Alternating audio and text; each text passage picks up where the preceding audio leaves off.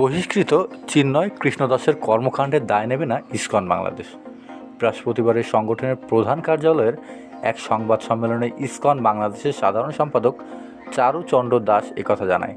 তিনি বলেন, কয়েক মাস আগেই প্রবর্তক শ্রীকৃষ্ণ মন্দিরের অধ্যক্ষ লীলারাজ গৌরদাস, সদস্য স্বতন্ত্র গৌরদাস ও চট্টগ্রামের পুণ্ডরিক ধার্মের অধ্যক্ষ চিন্ময় কৃষ্ণদাসকে সাংগঠনিক শৃঙ্খলা ভঙ্গের দায়ে পদপদবীসহ ইসকনের যাবতীয় সাংগঠনিক কার্যক্রম থেকে অব্যাহতি দেওয়া হয়েছে।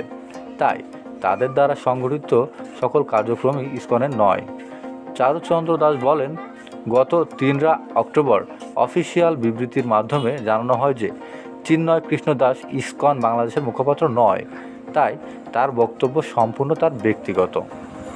এদিকে চট্টগ্রাম আদালতে চিন্ময় কৃষ্ণদাসের জামিন ঘিরে আইনজীবী সাইফুল ইসলাম আলিফের হত্যাকাণ্ডের ঘটনায় গভীর ও তীব্র শোক প্রকাশ করেছে ইসকন বাংলাদেশ।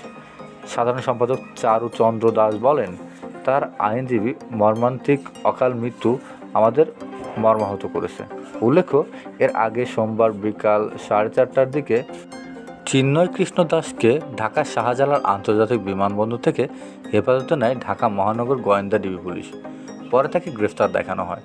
পরদিন মঙ্গলবার চিন্ময় কৃষ্ণ দাসের জামিন নামঞ্জুর করে তাকে কারাগারে পাঠানোর আদেশ দেয় চট্টগ্রামের আদালত।